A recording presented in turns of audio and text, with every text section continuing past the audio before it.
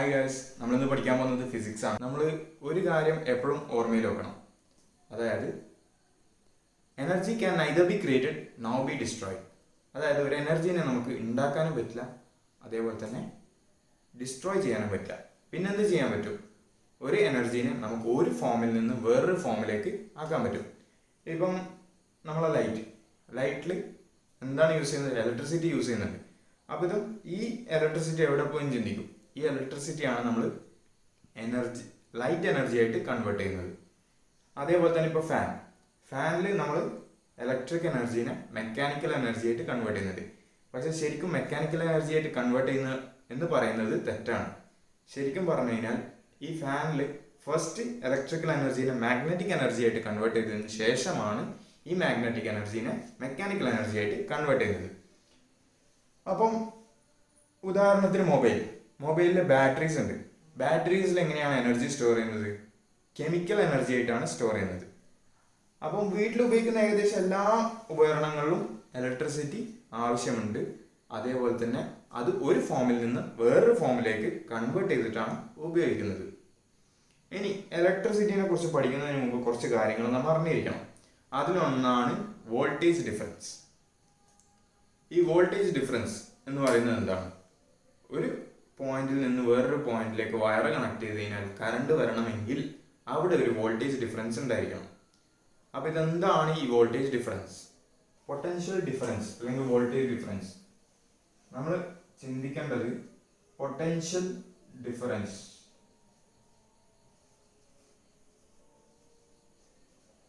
Voltage, potential, ഇതൊക്കെ same ആണ്.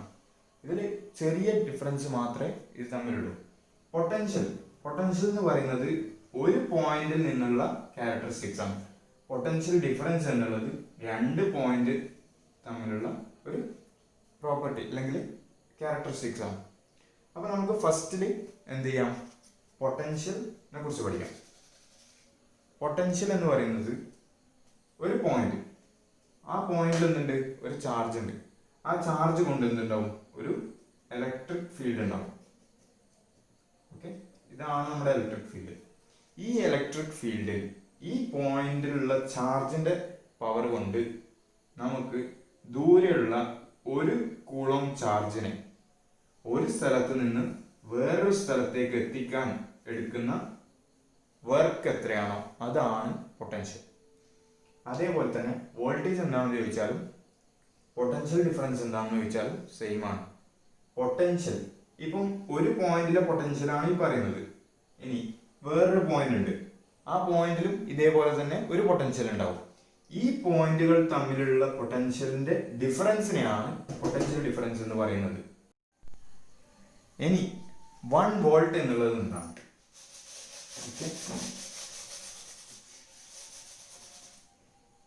One volt എന്നുള്ളത് ഒരു ജൂൾ വർക്ക് ഡൺ ചെയ്ത് കഴിഞ്ഞാൽ, അതായത് ഒരു കൂളോം ചാർജിനെ ഒരു സ്ഥലത്ത് നിന്ന് വേറെ സ്ഥലത്ത് എത്തിക്കാൻ ഒരു ജൂൾ വർക്ക് ഡൺ ചെയ്ത് കഴിഞ്ഞാൽ അതിനെ 1 വോൾട്ട് എന്ന് പറയാം. ഓക്കെ, ഇനി ഇലക്ട്രോമോട്ടീവ് ഫോഴ്സ്. ഇലക്ട്രോമോട്ടീവ് ഫോഴ്സ് എന്താണ്? Electromotive force is the ability to maintain the potential difference between ends of the conductor. അതായത് പൊട്ടൻഷ്യൽ ഡിഫറൻസ് അതിൻ്റെ ഇടയിൽ എന്തുണ്ടാവും? ഒരു കണ്ടക്ടറിനെ കണക്ട് ചെയ്തെന്ന് വിചാരിക്കാം. രണ്ട് പോയിന്റ് ഉണ്ട്, ഇതിന് ഒരു പൊട്ടൻഷ്യൽ ഡിഫറൻസ് ഉണ്ട്. ഇതിൻ്റെ ഇടയിൽ നമ്മളൊരു വയർ കണക്ട് ചെയ്തു. ആ സമയത്ത് എന്തുണ്ടാവും? ഇതിലൊരു കറണ്ട് പാസ് ചെയ്യും. എപ്പോഴും സംഭവിക്കാൻ പോകുന്നത് ഈ രണ്ട് പോയിന്റിലൂടെ കറണ്ട് പാസ് ചെയ്യുന്ന സമയത്ത് ഇതിലെ വോൾട്ടേജ് കുറയും.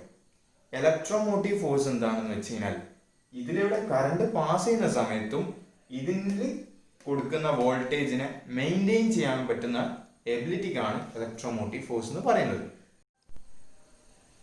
ഇനി അടുത്തതായിട്ട് പറയാൻ പോകുന്നത് കറണ്ടിനെ കുറിച്ചാണ്.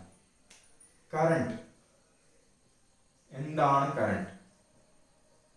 കറണ്ടിനെ റെപ്രസെന്റ് ചെയ്യുന്ന letter I, capital letter I.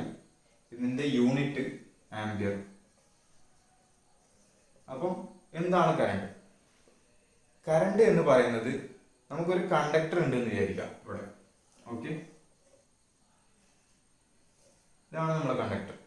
ഈ കണ്ടക്ടറിലൂടെ 1 സെക്കൻഡിനുള്ളിൽ എത്ര ചാർജ് ഫ്ലോ ചെയ്യുന്നുണ്ടോ അതാണ് കറണ്ട്. ഇനി കറണ്ടിന്റെ ഇക്വേഷൻ അപ്പം എന്താ കിട്ടുക? നിങ്ങളിപ്പം 5 കൂളോം ചാർജ് 5 സെക്കൻഡിനുള്ളിൽ കടന്നുപോയി. അപ്പോൾ 1 സെക്കൻഡിനുള്ളിൽ കടന്നുപോയ ചാർജ് എത്രയാണ്? എങ്ങനെയാണ് നമ്മൾ കണ്ടുപിടിക്കുക? ഇത് ഡിവൈഡഡ് ബൈ ഇതല്ലേ, അതായത് ചാർജ് ഡിവൈഡഡ് ബൈ ടൈം. അത് ചെയ്താൽ നമുക്ക് എന്ത് കിട്ടും? കറണ്ട് കിട്ടും. ഓക്കെ, ചാർജിന്റെ യൂണിറ്റ് കൂളോം, ടൈമിന്റെ യൂണിറ്റ് സെക്കൻഡ്സ്. അപ്പോൾ കറണ്ടിന്റെ യൂണിറ്റ് എന്താണ്? ആംപിയർ. ഇനി ഇലക്ട്രിസിറ്റിയിൽ വരുന്ന അനദർ ടേം ആണ് റെസിസ്റ്റൻസ്. എന്താണ് resistance? The name itself says that resist, അതായത് കടത്തി വിടാതിരിക്കുക. റെസിസ്റ്റൻസിന്റെ പ്രോപ്പർട്ടി എന്ന് പറയുന്നത് കറണ്ടിനെ കടത്തി വിടാതിരിക്കുക എന്നുള്ളതാണ്. അപ്പം നമുക്കൊരു കണ്ടക്ടർ എടുക്കാം. ഓക്കെ, ഇതാണ് നമ്മുടെ കണ്ടക്ടർ. നമുക്കറിയാം കറണ്ട് ഫ്ലോ ചെയ്യുന്നത് ഇലക്ട്രോൺസിലൂടെയാണ്. അപ്പൊ ഇലക്ട്രോൺസ് എത്ര ടൈറ്റ് ആയിട്ടാണ് ഇതിനെ ബൗണ്ട് ചെയ്തത് എന്നുള്ളത് വെച്ചിട്ടാണ് നമുക്ക് റെസിസ്റ്റൻസിനെ മെഷർ ചെയ്യാം. ഓരോ മെറ്റലിനും ഓരോ റെസിസ്റ്റിവിറ്റി ഉണ്ടാവും.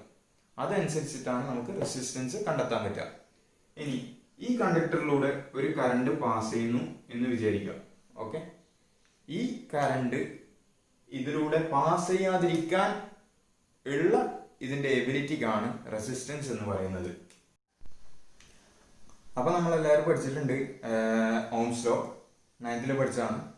അതിൽ പറയുന്നത് വെച്ചിട്ട് നമുക്ക് voltage is equal to current into resistance എന്നുള്ള ഇക്വേഷൻ കിട്ടിയിട്ടുണ്ട്.